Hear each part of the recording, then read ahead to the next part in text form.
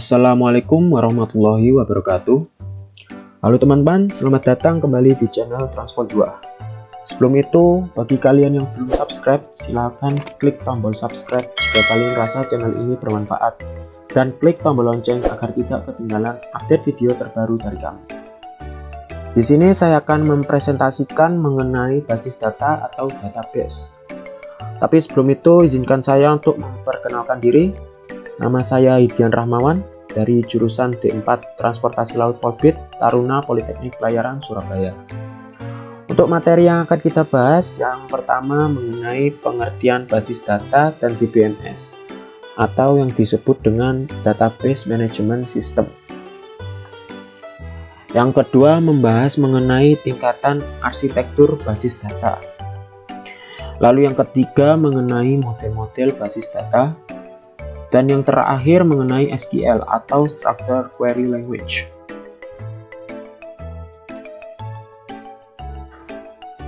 Materi yang pertama yaitu basis data dan DBMS. Apa sih basis data atau database itu? Basis data dapat didefinisikan atau diartikan sebagai kumpulan data yang disimpan secara sistematis di dalam komputer yang dapat diolah atau dimanipulasi menggunakan perangkat lunak atau software, program atau aplikasi untuk menghasilkan informasi.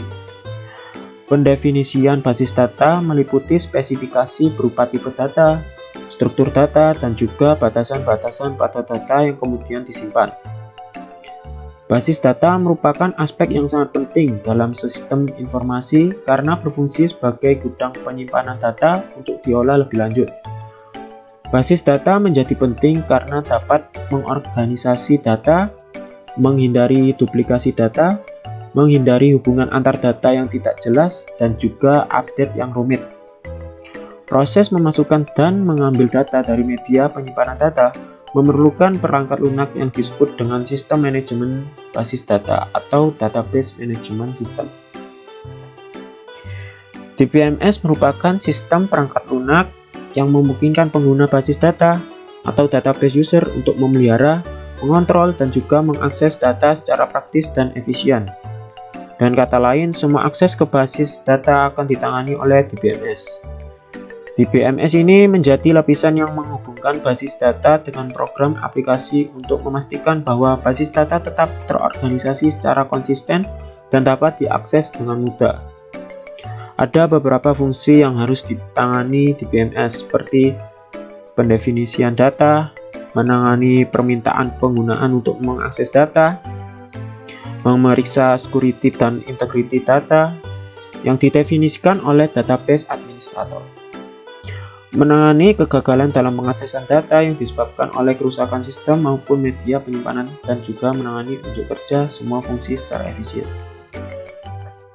Dan untuk komponen sistem basis data adalah sebagai berikut. Yang pertama perangkat keras, yang kedua sistem operasi, yang ketiga basis data, yang keempat database management system atau DBMS, yang kelima pemakai atau user, yang keenam aplikasi atau perangkat lain. Materi yang kedua yaitu tingkatan arsitektur basis data.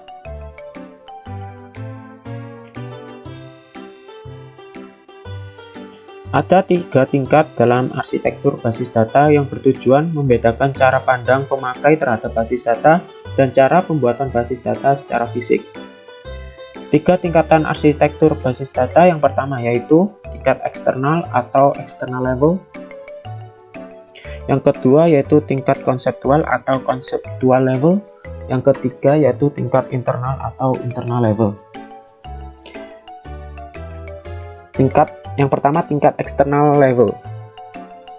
Tingkat eksternal merupakan cara pandang pemakai terhadap basis data. Pada tingkat ini menggambarkan bagian basis data yang relevan bagi seorang pemakai tertentu. Tingkat eksternal terdiri dari sejumlah cara pandang yang berbeda dari sebuah basis data. Masing-masing pemakai merepresentasikan dalam bentuk yang sudah dikenalnya. Cara pandang secara eksternal hanya terbatas pada entitas, atribut, dan hubungan antar entitas atau relationship yang diperlukan saja. Yang kedua yaitu tingkat konseptual atau conceptual level. Tingkat konseptual atau conceptual level merupakan kumpulan cara pandang terhadap basis data. Pada tingkat ini menggambarkan data yang disimpan dalam basis data dan hubungan antara datanya. Hal-hal yang digambarkan dalam tingkat konseptual adalah yang pertama, semua entitas beserta atribut dan hubungannya. Yang kedua, batasan data. Yang ketiga, informasi semantik tentang data. Yang keempat, keamanan dan integritas informasi. Semua cara pandang pada tingkat eksternal berupa data yang dibutuhkan oleh pemakai harus sudah tercakup di dalam tingkat konseptual atau dapat diturunkan dari data yang ada. Deskripsi data dari entitas pada tingkat ini hanya terdiri dari jenis data dan besarnya atribut tanpa memperhatikan besarnya penyimpanan dalam ukuran byte. Yang ketiga yaitu tingkat internal. Tingkat internal merupakan perwujudan basis data dalam komputer. Pada tingkat ini menggambarkan bagaimana basis data disimpan secara fisik di dalam peralatan storage yang berkaitan erat dengan tempat penyimpanan atau physical storage. Tingkat internal memperhatikan hal-hal berikut ini. Yang pertama yaitu alokasi ruang penyimpanan data dan indeks.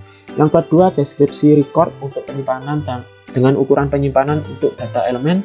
Yang ketiga, penempatan record, pemanfaatan data, dan teknik encryption.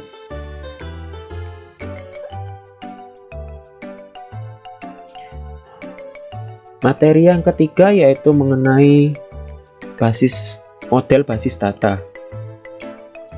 Model basis data merupakan sekumpulan dari berbagai konsep basis data yang di dalamnya mempresentasikan beragam relasi dan juga struktur data yang ada di dalam basis data tersebut.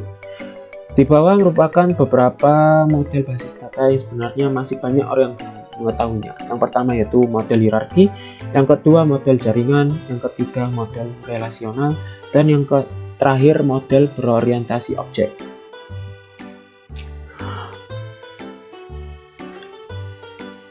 Yang pertama model hierarki. Dalam model ini data disusun menurut struktur pohon. Puncak dari hierarki disebut dengan root, sedangkan entitas atau interface di bawahnya dikenal sebagai induk atau parent. Entitas induk mempunyai beberapa subentitas yang disebut anak atau child. Entitas dalam model hierarki dilambangkan dengan 4 persegi panjang, sedangkan relasi atau hubungan dengan entitas lain dinotasikan dengan garis.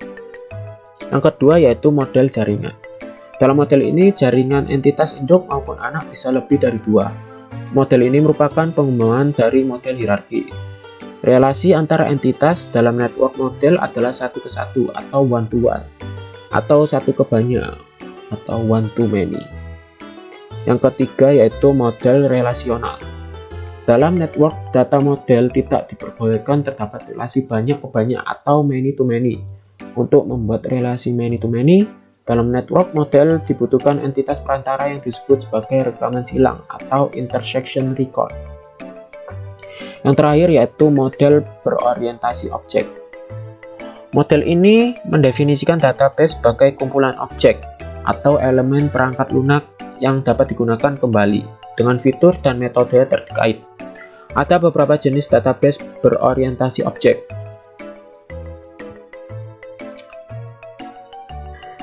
Yang pertama yaitu sebuah basis data multimedia menggabungkan media seperti gambar yang tidak bisa disimpan dalam database relasional. Yang kedua, sebuah basis data hypertext memungkinkan setiap objek untuk link ke objek lain. Ini berguna untuk mengatur banyak data yang berbeda, tapi itu tidak ideal untuk analisis numerik. Yang ketiga yaitu model database object oriented adalah model database pasca relasional yang paling dikenal karena menggabungkan tabel tetapi tidak terbatas pada tabel. Yang keempat, model semacam itu juga dikenal sebagai model basis data hybrid.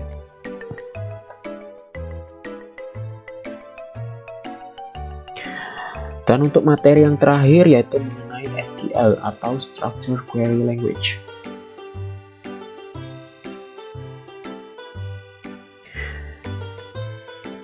SQL atau Standard Query Language adalah bahasa pemrograman yang digunakan dalam mengakses, mengubah, dan memanipulasi data yang berbasis relasional. Hingga saat ini, banyak server dalam sebuah database maupun software mampu mengartikan bahasa SQL. Maka dari itulah SQL merupakan bahan pembicaraan dan sebuah materi yang sangat penting untuk mempelajari dunia IT maupun hal-hal yang bersinggungan dengan database relasional.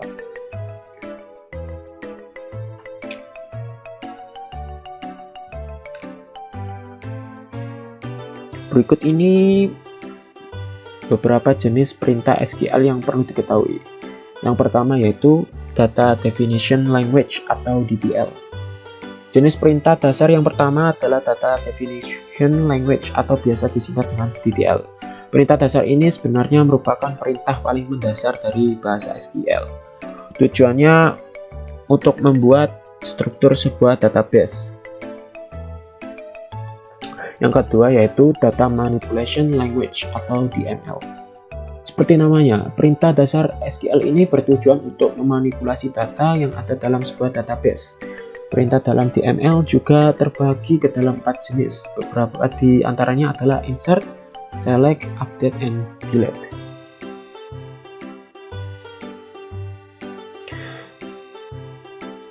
Demikian penjelasan mengenai basis data atau database dari saya.